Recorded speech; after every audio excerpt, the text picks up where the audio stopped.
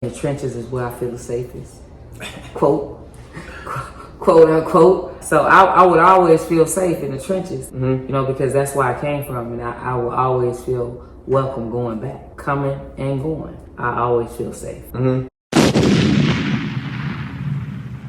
What up, YouTube? It's your boy YHL Rico, and we back at it again with another video. We hit 1K subscribers, and I said I'm gonna be doing a giveaway. So if you want to be entered in the giveaway, all you gotta do is subscribe, follow my Instagram at YHL Rico, and send me proof to my DM that you subscribed and follow me, and you're gonna be entered in the giveaway. Today we interviewing Chicago's finest, Vanessa Given, aka Yisraela Yahuda. So tell us a little bit about yourself. What's your name? Where you from? Alright, YHL Rico. Thank you for having me today. My name is Vanessa. I go by Yisraela Yahuda. That is the name that I was given during transformation, life after death. That's another story. But anyway, I'm from Chicago. I'm from Englewood. I was born and raised in Englewood, and I have grown to embrace the culture. I've learned to embrace, you know, what I went through growing up as a young girl in Englewood, and I often go back, you know, to visit because home is where the heart is, you know. So I currently own and operate a nonprofit organization that was birthed in Chicago, Illinois. So that's the master location, currently in Georgia as well. So I'm in 2 states with my nonprofit organization, and basically the organization is geared towards community involvement and engagement and helping at-risk youth reduce recidivism amongst our communities and underserved communities. So that's my passion. That's what I love to do. I can remember when y'all was younger,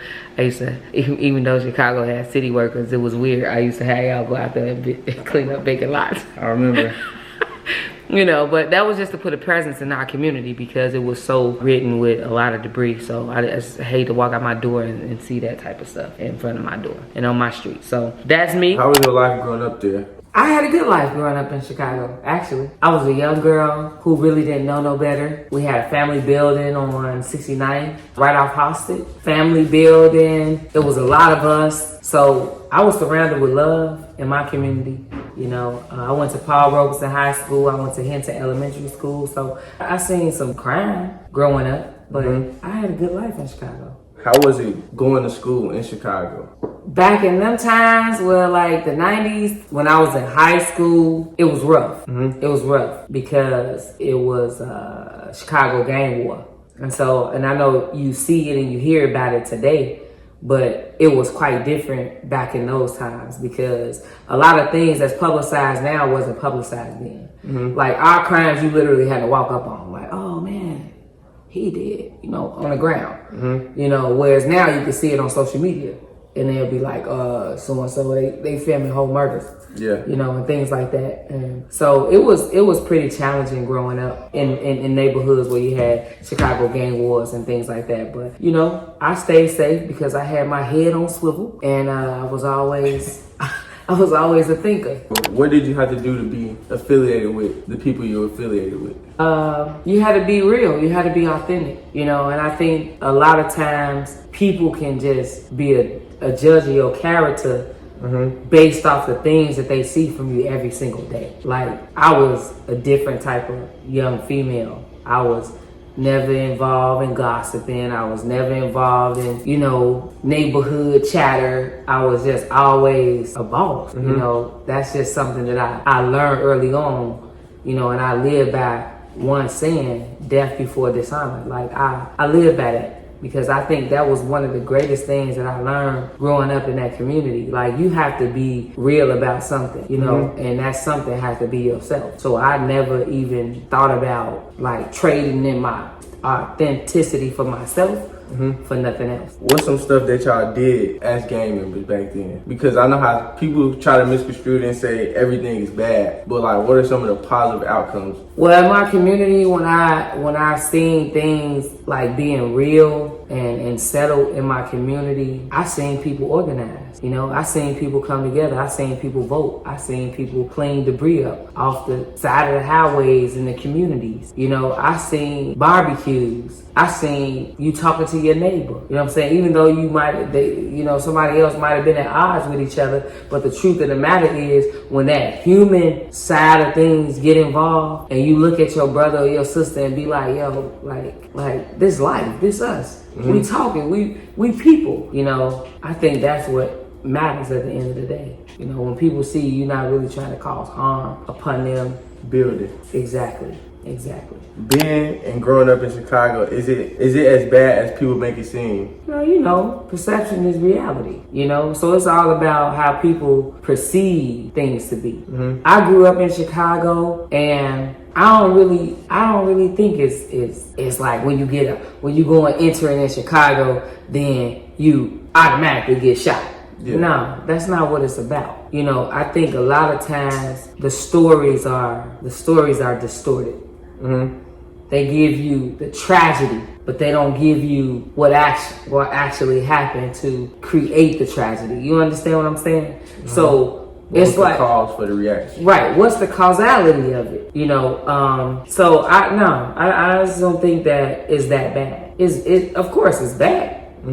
Numbers don't lie, but it's not one of those situations where, I'm driving to Georgia to Chicago, and as soon as I hit Chicago, I get off the interstate and I'm shot. Yeah. No, that's not what it's about. At what age did you have to turn into an adult growing up in Chicago? I would say about 15 years old. 15? And what made you turn into an adult at that young age? You ever heard that saying, you trying to keep up with the Joneses? You never heard that saying. Well, the Joneses have money.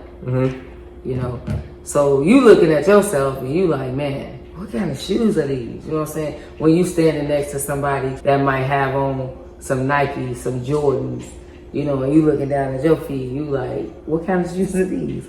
You know what I'm saying? My mom bought these, you know what I'm saying? So at the end of the day, it's like, you grow up early because at this particular time in the underserved community, you thinking about money. So you like, I hear you, Mom, and I'm thankful for these outfits once a month, twice a month, once a year, however she decides to buy them. But you like, I need this on the regular. You need some money. You need money, you know, so you start making your decisions early. You know, some can be detrimental. I'm a cautious person.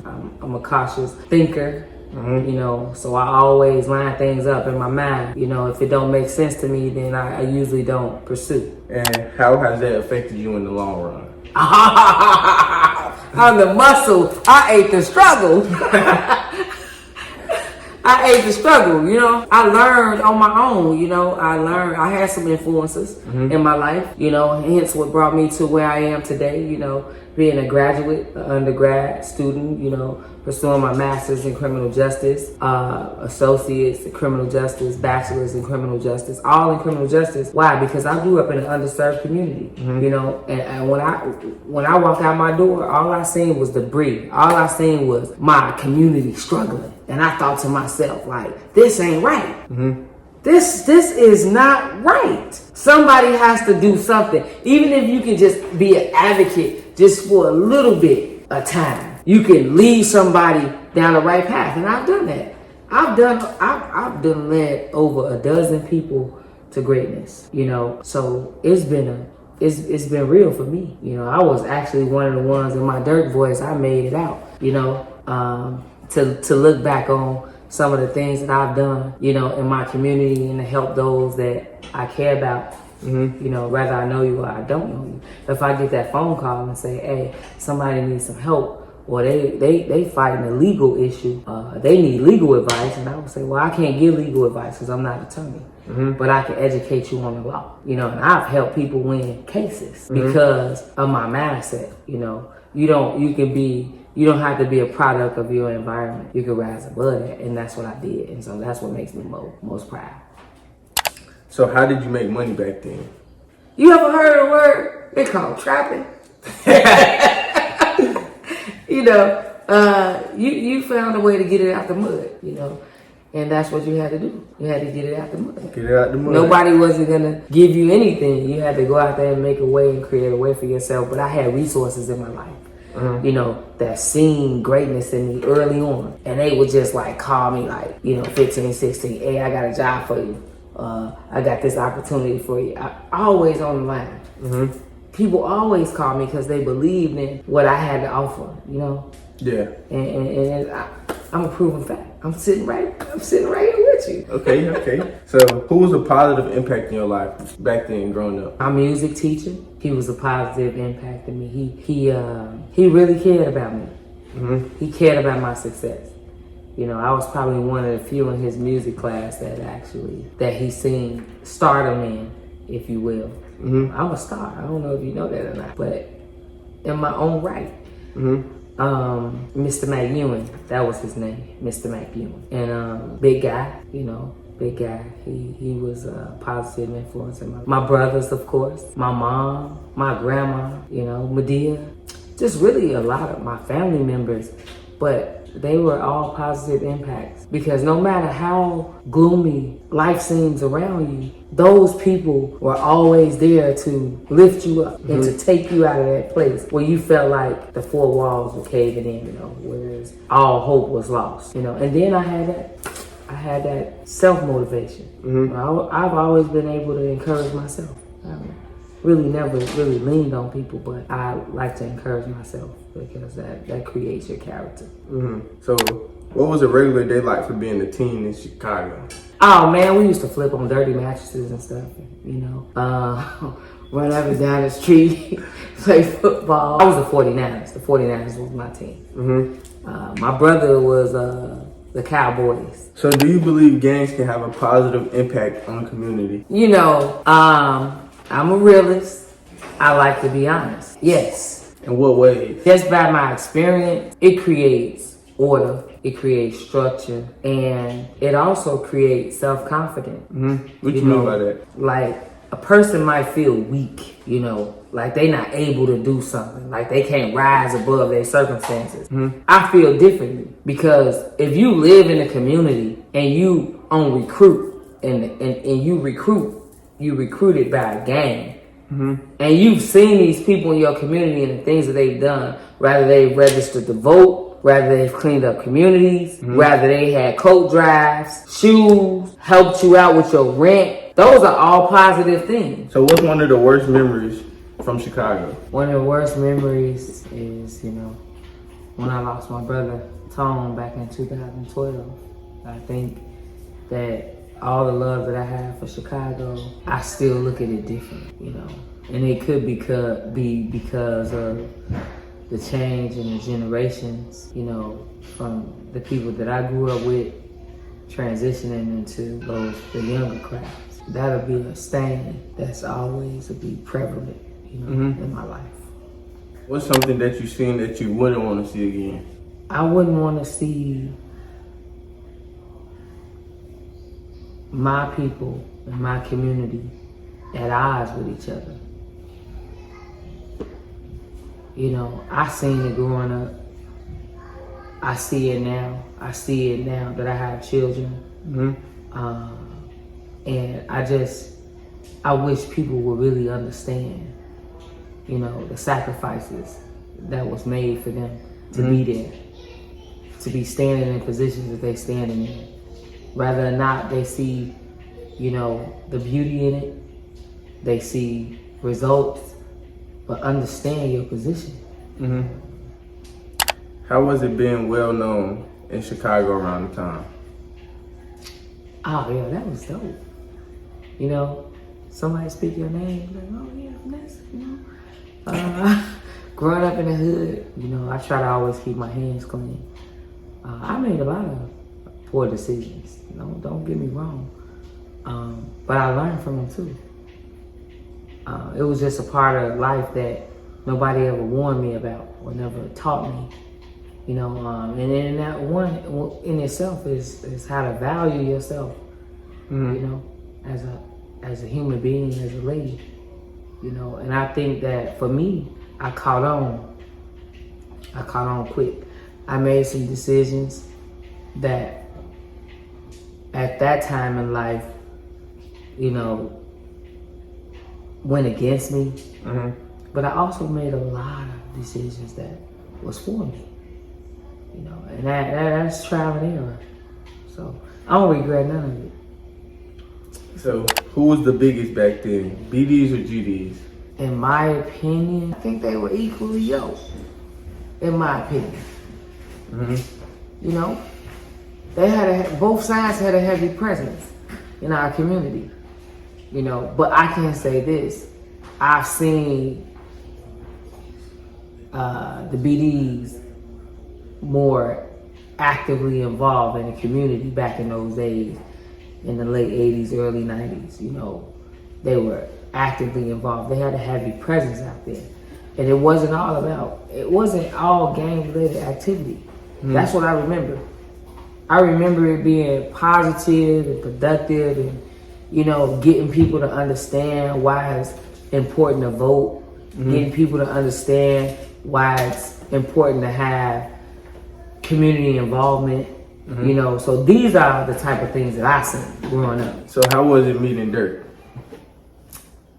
Dirky-o, Smirky-o. It was good. Like he recognized real. Like I didn't have to say too much. My man's was moving.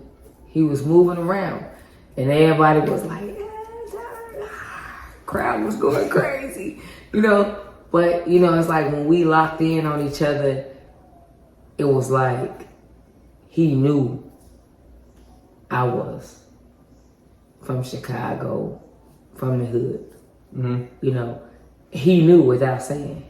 And I could tell the way he was treating me, the way he was holding me, you know, and the way that he was conversating with me at the time. You know what I'm saying? Like, I knew he knew who I was.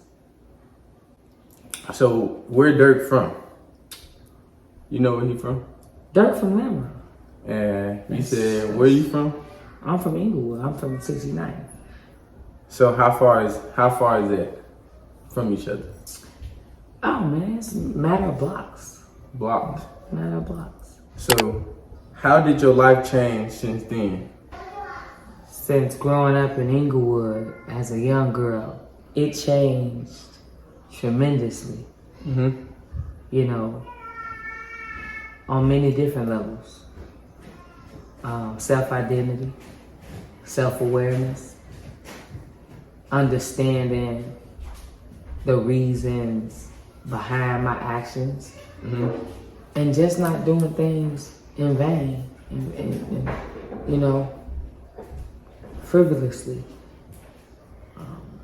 It has positioned me to be a role model, to talk about my truth, because a lot of people are inquisitive to understand who I am in this day and age. You know, the young girls that I mentor, which inspired my nonprofit organization to give back to underserved communities.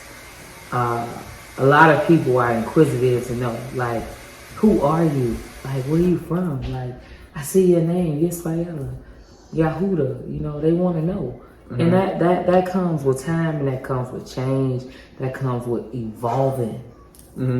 So what inspired your change? Not wanting to perish for the lack of knowledge. I was always smart. Book smart, street smart. I was smart. I knew how to move. I knew how to navigate through the community and through the trenches, you know. And I seen more within myself because around me, I didn't see nothing. It was but impoverished communities. You know, and I was saying to myself, like, this ain't life. They want us to believe this, like, this Alice in Wonderland. This all make-believe. There's something else better out there. But in order to get to that, I had to educate myself through higher education. And with the higher education journey came a lot of better decisions and self-development and growth. And then I started getting mentors in my life that believed in me, you know, and for some reason I just attract like famous people. Like they always dropping a dime on me, you know, giving me that reminder to stay focused. And I'm grateful for that. So what is your biggest accomplishment and your biggest lesson learned since then? My biggest accomplishment in my life is my nonprofit. Change. So what inspired you to create Unchanging Hands? The Most High. Ever since I was a little girl, I always felt like something was within me. Like I could see people for who they were. You know, I stayed out of trouble a lot because of that.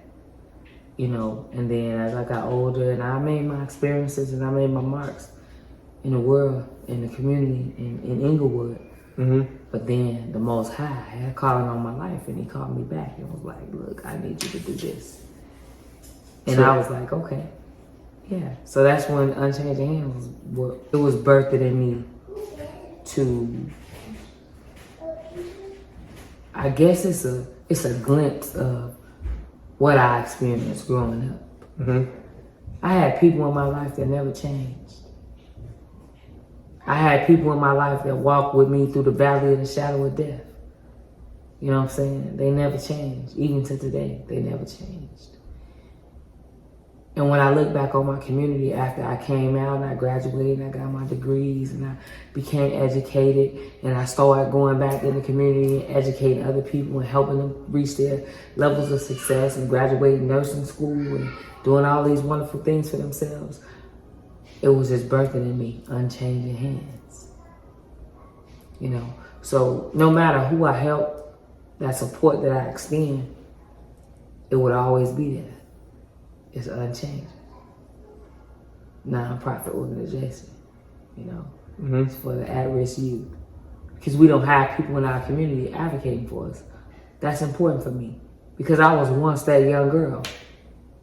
You know, I was once that young girl that didn't have a strong support system. I had people in my life, but not a person or organization that I could turn to that said, hey, I offer these services, and guess what? We're unbiased. So what's the biggest lesson you learned? In life, growing up in Chicago, hey man, don't be a follower. It's simple. I was never a follower.